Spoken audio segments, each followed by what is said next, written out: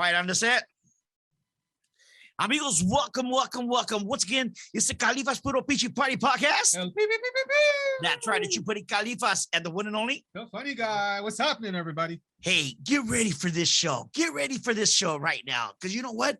We're going to have some legends on this show today. Es una persona que lleva un nombre, Arenas. So I won't tell you who he is, but enjoy the show. And you can catch us on YouTube, Facebook, Spotify, Google Music, Anchor. Oh my God. Everywhere you get your podcast. That's right. So enjoy the show. Peace. Ladies and gentlemen, damas y caballeros, it's time. It's time for the Kalifazz Puro Pichi Party Podcast. And now, your hosts, Kalifazz and the funny guy, Guy Murray. 5, 4, 3, 2, 1.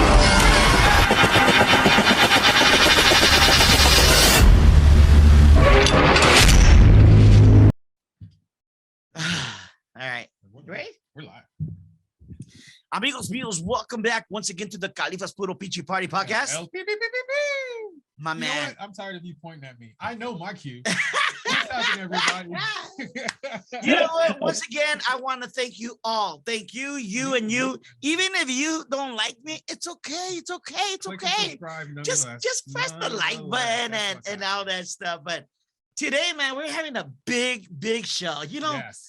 I told you guys we were going to be doing Tejano. We want to get the local bands. I mean, the local people. But you know what? I honestly decided, Guy, you know that we're going to do it different now. We're going to hit la onda de lo mejor de la onda grupera.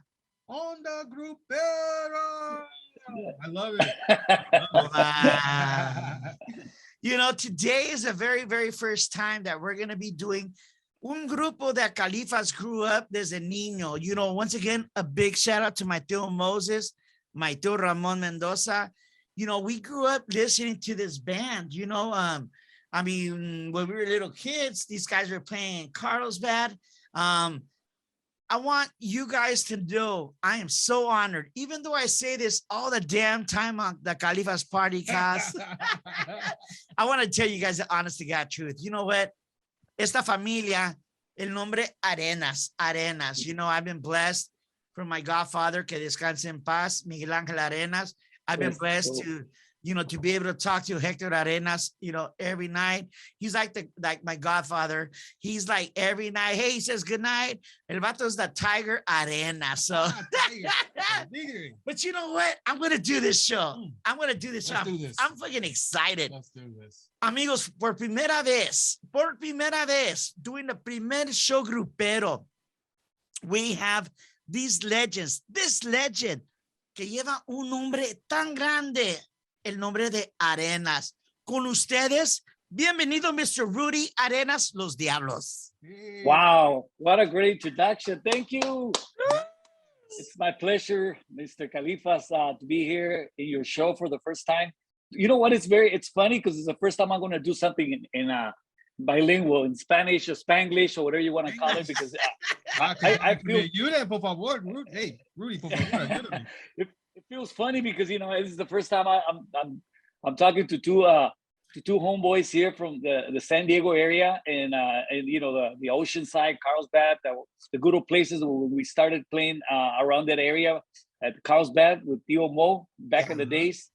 Those were the good old days. So it's really an honor to be here in your show, Joe. Really an honor to be seeing both of you guys doing something different. You know what? I just started checking you guys out, and it's something I haven't seen. This type of broadcast where you feel like you're at home. You know, it's not total. You know, like everybody does everything so formal and straight, and you guys are just casual and making everybody feel just at home. Beer, Rudy. What's up? Tell me what's all about. Well, you know what, Rudy? Like, honestly, God, truth. I've been blessed because I've known the family, La Familia Arenas, since I was when I first met your brother Miguel Angel, I was only 14 years old, you know, and thank God for your brother, que yo le digo my godfather, put me on the map, you know, but it's not all about me. It's about Los Diablos, you know, La Familia Arenas. I mean, you know, growing up as a kid, tocando la música, si yo fuera él, estaría contigo en la Contigo en la gloria. gloria. But Wow. ¿dónde nacen los diablos? That you're talking about my brother being your supporter, and the Diablos were formed in 1968 officially. We made it 69, 70 at West Side, Los Angeles, in the West Side part of, the West Side of LA. And it was formed by my three brothers and myself. It was Miguel Angel, my older brother, rest his soul, my brother Hector Arenas in the vocals, and Felipe Arenas on the keyboards, and myself. And back in the days, we playing. Actually, I started playing the drums, and then I had to get the guitar because my brother Hector took over the drums.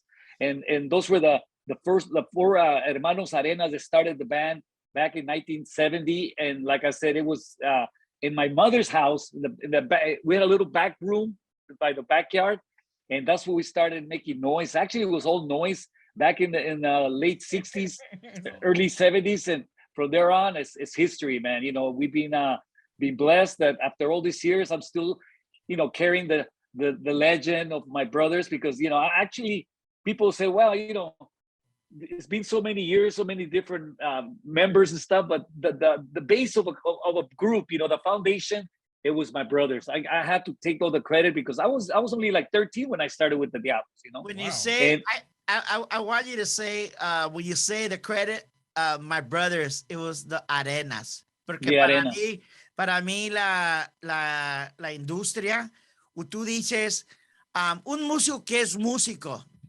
que es músico, saben, Arenas, they already know who it is. Son los Diablos, Hector, Miguel Angel Arenas, Rudy. Yeah.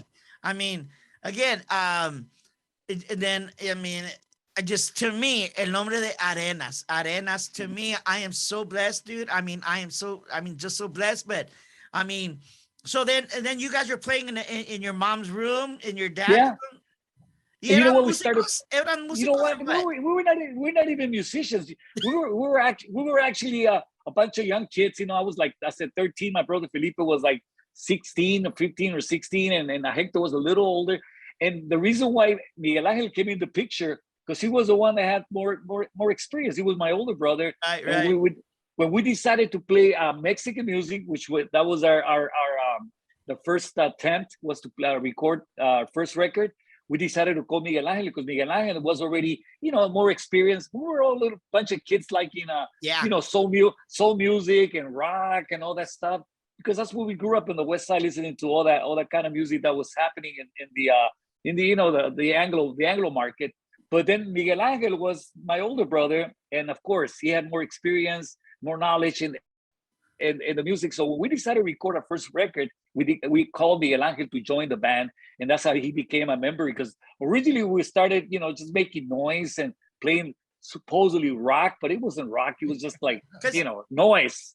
It was actually noise, roll, right? You guys, yeah. And then, okay, so before we get back to the record, you want to ask him a question? Because I mean, this speaks English. I mean, when you started, you were doing the rock music and everything. What were your influences at that particular point? Yeah. Good question. You know, I grew up in the 60s. So honestly, we were like the British invasion took over. We were actually living in Juarez, in El Paso, Juarez.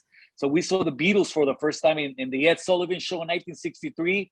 And, you know, we're all kids back in the days before we came to LA. We came in the LA in 65, but in 63, we were in Juarez, Mexico, watching the Ed Sullivan Show on a black and white TV, and we saw the Beatles on that show. And after that, we started like just following that type of music, which was the British invasion, the Stones, the Kinks. You know, that was the thing that was happening back in the days. You know, and then we moved to LA in the 65, and then we came out to you know, they started listening to the Temptations, the Motown sound. You know, growing in the west side of town, which was the barrio back in the days, the West Side was actually predominated by Black Americans. That was the area where I grew up in my hood.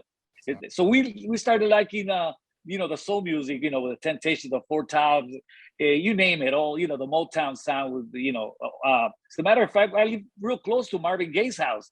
I used to live real close to, right around the corner from Marvin Gaye. Used to live right there off Olympic, and that's a Hancock area, which is a really nice town. But I was on the other side of the border, but we lived around the Marvin Gaye house around that area where he used to live in the West Side, and so we started liking all the type of music. But the Mexican music decided to go into that market because we were all Mexicans, so we wanted to cater to the raza. We thought, what is a Mexican going to play for the Gabachos or or the Anglos? Let's play for the raza. So that's when we started playing Spanish music. So the question now is this, okay? Yeah. Because I remember your guys' story. Miguel Angel would tell me the stories. I remember going out for lunch with Miguel Angel and stuff. And then, but my question for you, everybody knows Hector Arenas, vivir en el mundo, en una ilusión, like that.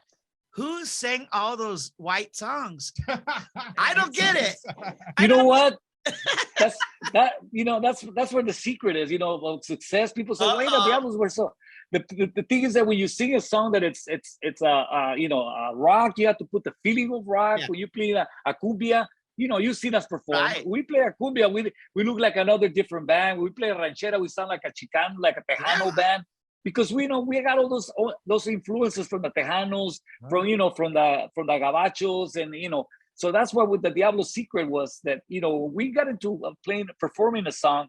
We got, the spice was in there, at the soul. It's funny because, and again, I don't mean to say this, but what Raul is telling us, Raul Arenas is telling us, como empiezan los Diablos is when we made Los Galantes, we were puro pichipochos, and we were playing songs that, honestly, because I didn't know what the hell we're singing, but we got that style, that rock and roll, the guitar player, El Torito Jimenez and all that. But Los Diablos, that's the shit you guys did. But you still didn't answer my question. What is it that you wanted exactly to know? Let's. Who would sing the white songs? Like I tell you, Hector was the lead singer. Yeah, Hector was Hector. That's why I was telling you that he when he was performing a ballad, he sang like a balladeer. When he was singing something that it was country flavor to it. That's Hector was the one that had different changes. For styles in his voice and performing. But Hector was the one. Actually, Hector was the lead singer of the band. Miguel Angel was, my older brother, and he was more focused into the traditional Mexican rancheras and the boleros. But Hector was all around. He sang cumbias, he sang rancheras, he sang, baladas, and of course the güero stuff, the rock. That's crazy, man. That is so crazy. But it was Hector. Hector was the one. Like, you guys are like, I would think you say like, damn, carnal. Damn, you sound good, huh? You know what? That's what I say now that he's no longer with us. I listen to him and says, man, now I know why he was so likable. Everybody liked him so much.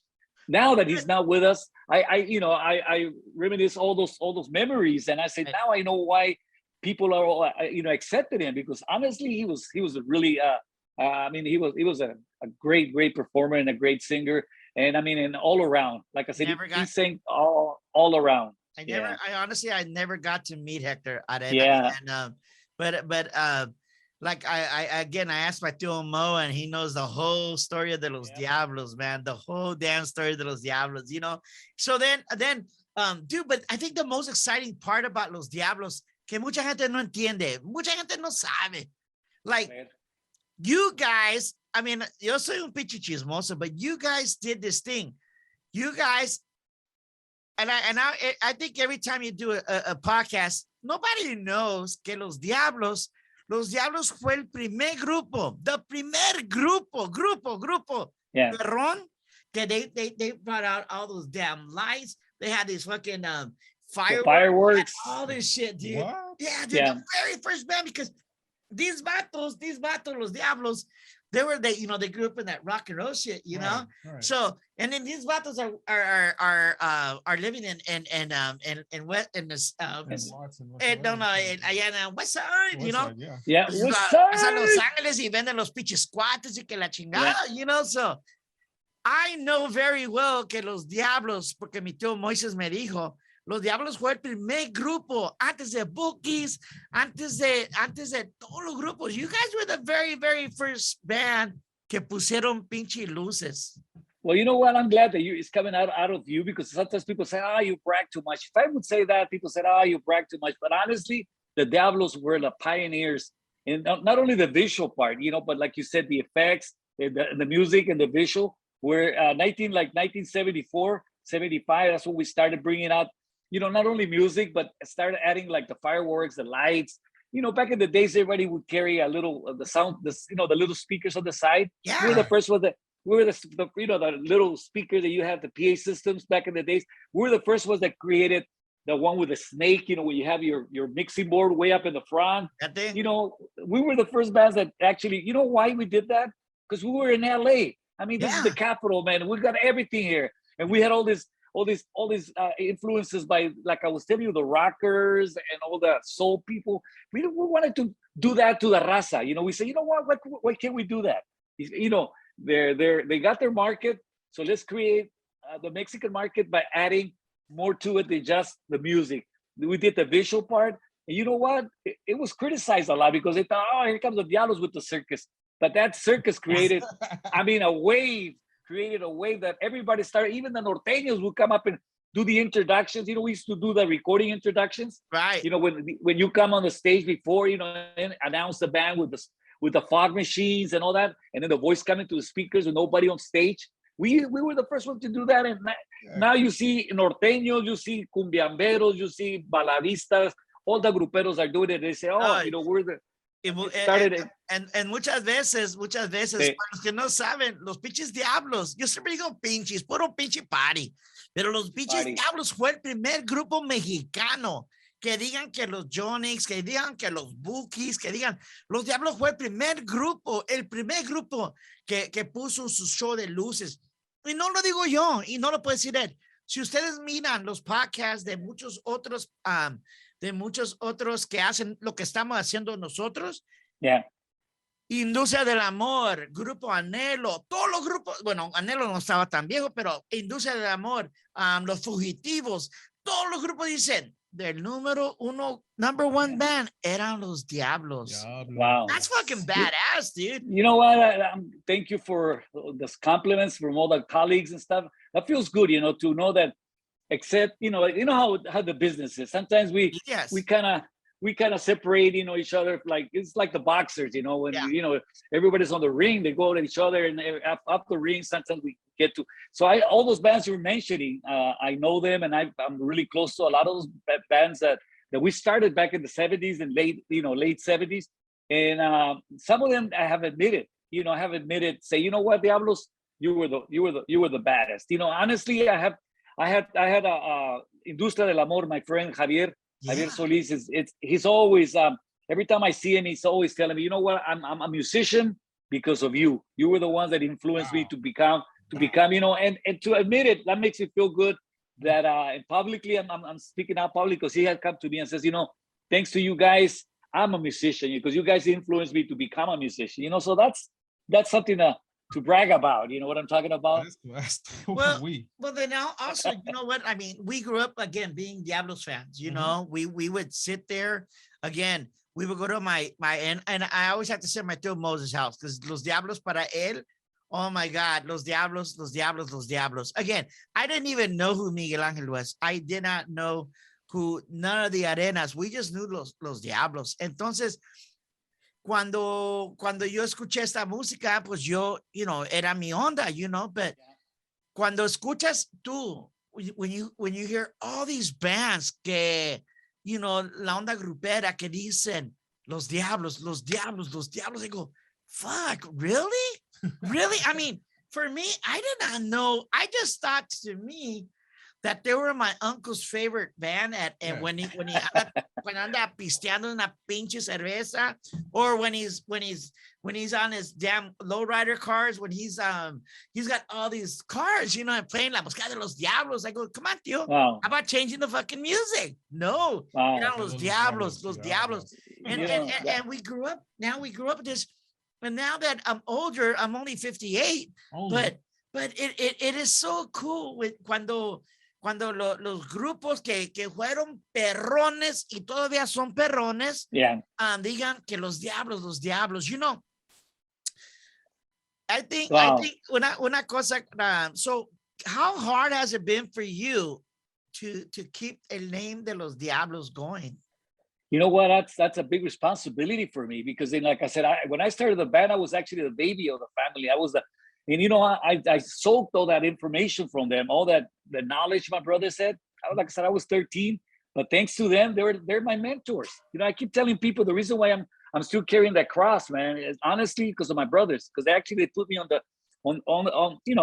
road. Yeah. And it hasn't been easy. I've been singing for the last by myself since like the 80s, and I've been singing Hector's song, I've been singing Miguel Angel's song, I've been singing Felipe's song, you know, and I do it with pride, because, you know, even though I recorded my own vocal, my own recordings, I still got to do what the roots, the beginning of Los Diablos were my brothers. So I don't mind, you know, when I hear songs that my brother performed, my brothers recorded, I love it. The Arenas, you know, I love it, because, you know, people says, what, but, you know, it's not you. I says, you know what? It's still me, because that's my brother.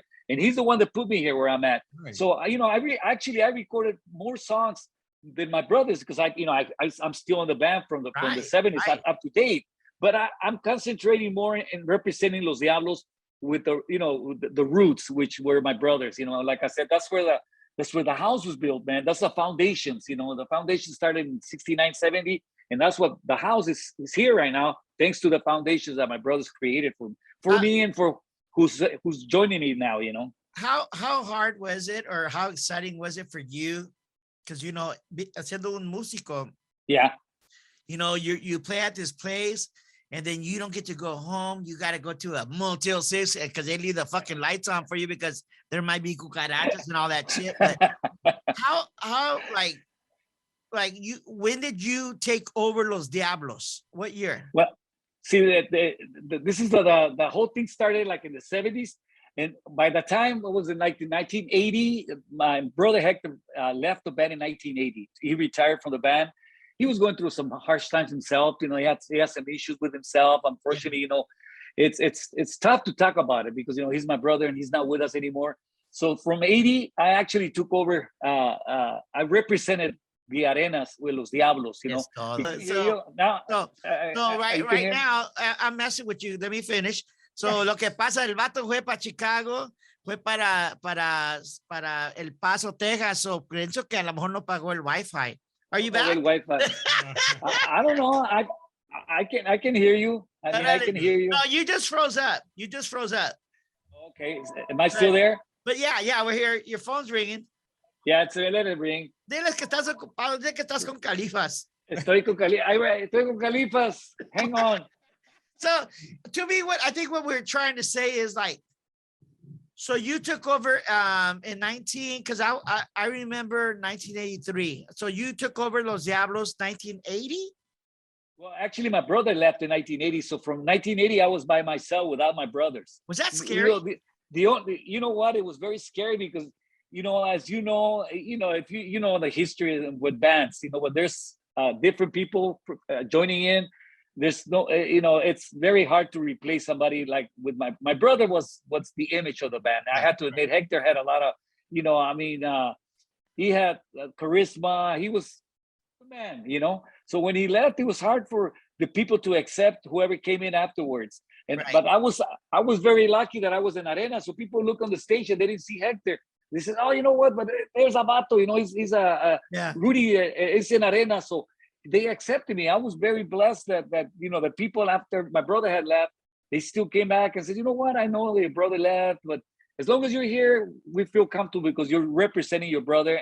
And like I said, that's that's been my honor to represent my brother all these years, and I still do so after, you know, he passed away in 1990. Wow. And you know, it's been so many years, and I still perform the songs on stage, and I make the, you know, the recognition saying, you know, this song was recorded by my brother in so years. You always I always do that. I always do that. So like, you know, for the very first times, like when you just took over, did you ever go home and say, carnal, man, I got you.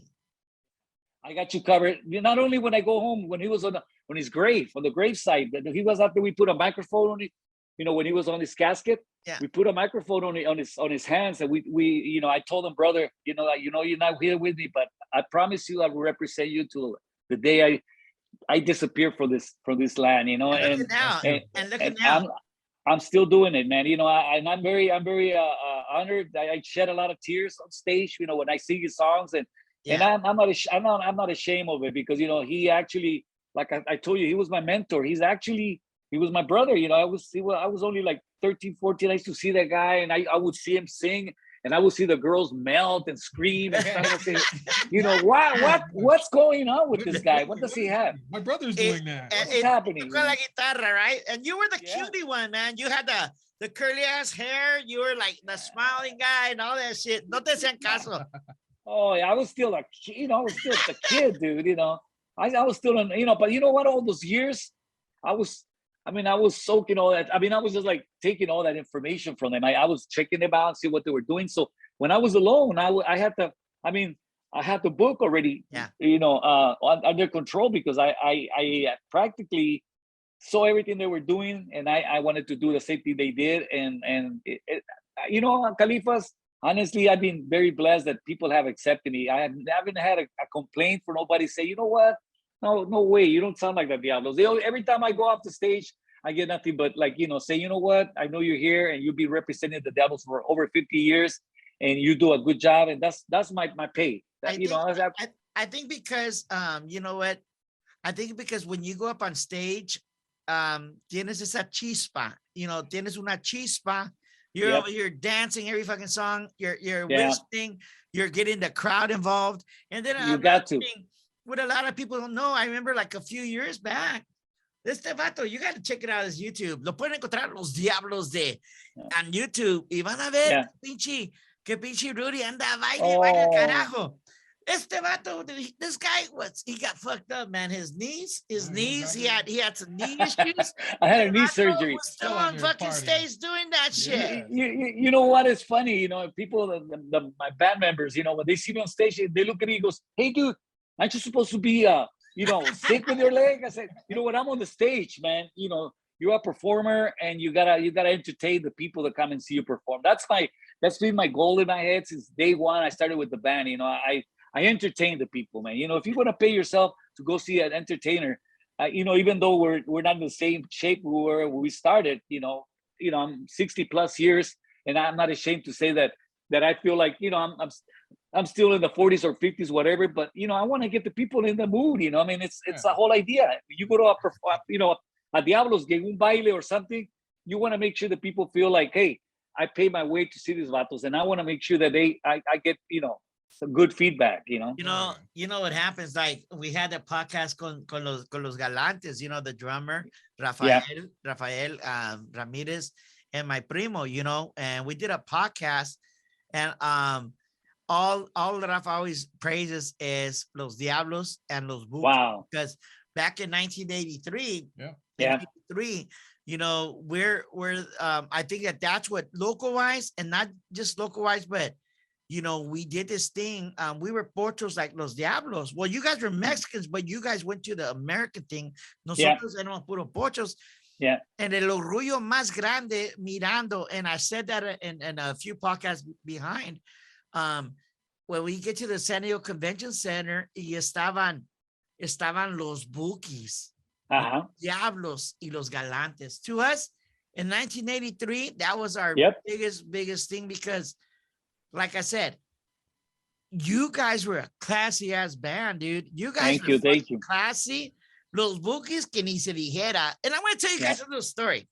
Tell me on this story. It's my show. Yes. So I'm over there. you guys had another singer, un morenito, right? Yeah. And llegamos, chingada madre, pues si yo canto con los galantes, ahí voy muy chingón el perico. That's what they Yeah, that's what they used to call you, Perico. I go into this room, está Marco Antonio Solís, estaba the singer that you had Yeah. con Los Diablos. Yeah. And they're just talking away. And I didn't even know how to go like, hey, it's me, Perico, Los Galantes. And then I would tell Marco Antonio Solís, hey, Marco Antonio Solís, is there a chance that you can give us a song? Yo no le doy canciones a los grupos, tienes que hablar con la compañía. I go, oh, okay. I walked out like, damn. all the time for nothing. Yeah, dude. But see, back in the days, you know, I mean, los Bookies were los Bookies that we were there, but they weren't like they were in the 90s and the 2000s. But en ese tiempo tocaban los Bookies dos tandas y los Diablos tocaron dos tandas, and then los Galantes, we only played one because they wanted us to play after los Bookies. I said, hell no. Who's going to listen to los Galantes after the Bookies are done, you know? But that was the biggest thing, and I feel that just being on that billboard con los Bookies, los Diablos put us on the map. You know, I mean, we used to go play every weekend, and it was awesome, dude. It was awesome, man. But, yeah, it was. You know, and I think the most exciting part for me was on Sunday nights. I'm going to be talking about. We can talk about not to say when you were on the radio station, man, dude. Your shows, you did something like exactly like Miguel Angel would do. You knew every damn story. Oh yeah, damn band, and that's what used to make your station, your program badass. You know. Yeah. You know what? That's another important thing. Mm-hmm. Can you hear me? Yep. Yeah, that was another important thing about me and the radio show. You know, I had my radio show. I know my stuff. You know what I'm talking about? When I'm there, it's not that I'm just whatever I was talking about. It was stuff that I learned from the years for the past. So it wasn't just like everything was on a script. You know what I'm talking? It was kind of came from here. So when my show was on, every time I perform a song for somebody, I would tell like, well, this song was recorded in so much, and you know, this year, and it was performed by these members of the band, and you know, because I know my shit, like they say, you know, and it's that's pretty, you know, and that's the way it should be. You know, you gotta get the credit for the people that deserve the credit. So every time I was at the radio and I would play somebody that I knew his background, I knew, you know, I always put a little extra to it, you know. To us los domingos was sitting on Radio Express and waiting for your show, man. I used to call your ass like 2-3 times a day. I didn't give a damn, but you know what? That's a pride that I've taken on my business now. You know, I know all the bands, and I'm blessed, and I remember my 50th birthday, man. I was so honored, vato. Trajimos a Los Diablos at my 50th. And you know what? The performance you came on stage, that was a compliment for us to have you sing with us, and you do you and he does right, guy. He did this guy next to this guy does it right, man. He's not only like a wannabe. He's a for real guy. I gotta give you credit. I didn't like how you were. But the only thing I didn't like when you were teasing me about the way I did the microphone. The microphone. Like, what the hell? He's dancing with the microphone. You know what, Rudy? I don't want to take every time, but a toda la gente, I don't want to take his time, porque aquí en mi programa hablamos inglés español, you know, y toda la gente, ustedes, you know, everybody que conocen Los Diablos, hablamos inglés. And for me, Rudy, it's just an honor, man. It's just an honor. And again, I want to say a big shout out to my godfather, Miguel Ángel Arenas, que me grabó a los 15 años. 15 años. And I won't tell you the story because then I don't want to piss Felipe out, but I love Felipe. Miguel Ángel Arenas nos graba mi primer grupo Audaz. He put us on the map. You know, con las obras y Ti no sé vivir, and he was taking us all over, you know, and everything. And ese tu hermano, before we end the show, I just want you to tell me something. I think your brother Miguel Angel, Yes. I mean, being the older brother, I mean, he made a lot of bands.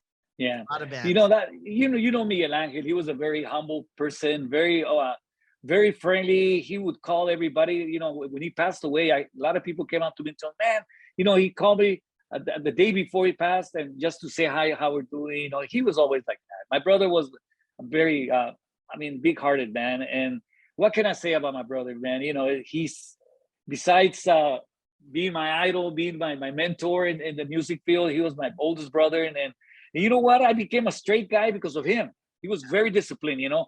I don't, as you know, I don't drink, I don't smoke, I never did no drogas or nothing. I would And just tell him. basically, you know why? Because of Miguel Angel. Miguel Angel, you know, when he came into the band, he says, I was the youngest one. He says, you know, if I ever see you guys do this and that, you know, and I was like 13 years old. And he says, I myself, I'm going to take you and put you in el bote, you know. Yeah. That was my lesson, dude. After that, every time I would go on the road, you know, I grew up and stuff, and I would remember his words. And I said, no, I stayed. You know how this music business is. It's part of the show and stuff. When you go there and get this and that, and probably ponle aquí. I never did that, you know, because I had my brother's words always in my mind, and I thank him for giving me that ese regaño or ese more respect. Respect, you know. So that was, and then because he was my older brother, you know, and he was mi padrino. I used to call him padrino too.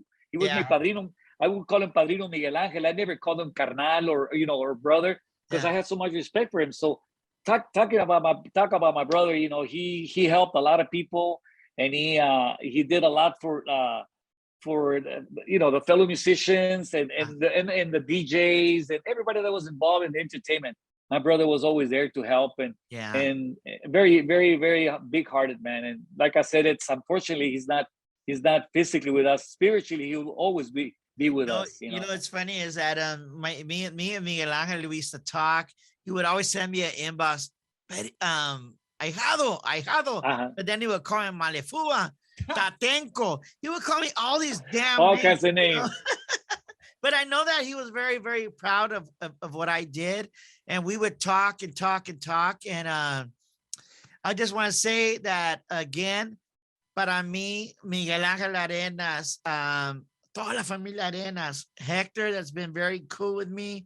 You know, ever since Miguel Ángel, you know, we talk and all that stuff. A big shout out para Hector Arenas, dude. But Raul Arenas, Rudy. Yeah, dude, thanks. Mi corazón. You know, we have our moments, but es como todo, you know. Yeah. It's la vida, but la vida. I just want to tell you how much I love you and I appreciate you. And likewise, bro. Los Diablos es por vida, man. Thank you. ¿Sabes qué, Joe? I want to thank you for giving me the opportunity, para darme la oportunidad de saludar a todo tu público, the bilinguals, whatever you want to call it, all that raza that's listening to us, that speak Spanish and English, you know, la oportunidad de poder expresarme de mi familia.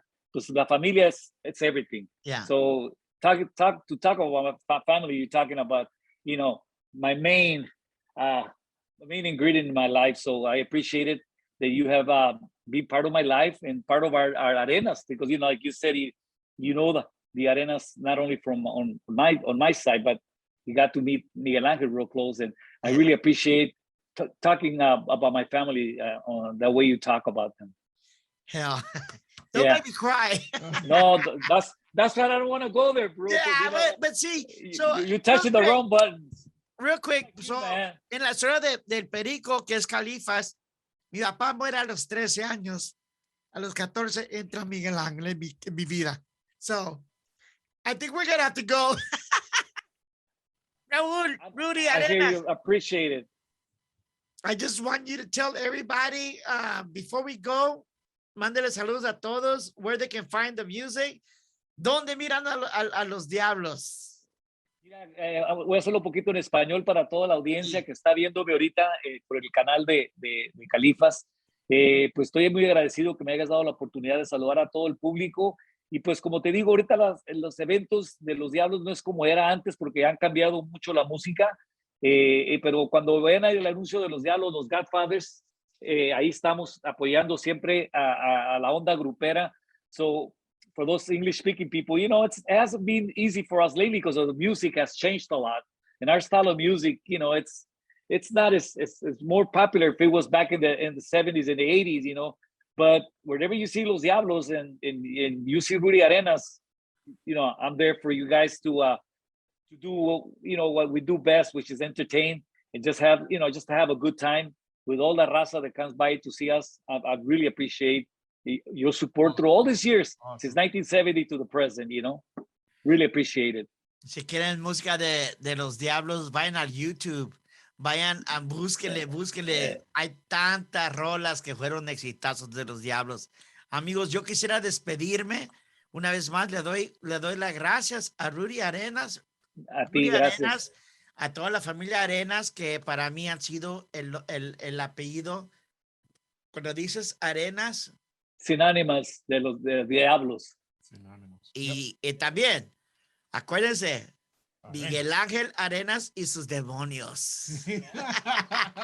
He still want to get the devil in him. Even after he left us, he still wanted a little piece of the devil in him. Miguel Ángel, ahorita yo sé que ahorita me vas a llamar en mi espíritu, bro, but I love you, brother. Yeah. I love you guys. Rudy, gracias. Thank you. Que vivan Los Diablos y vivan la familia Arenas. Amigos, hasta la próxima.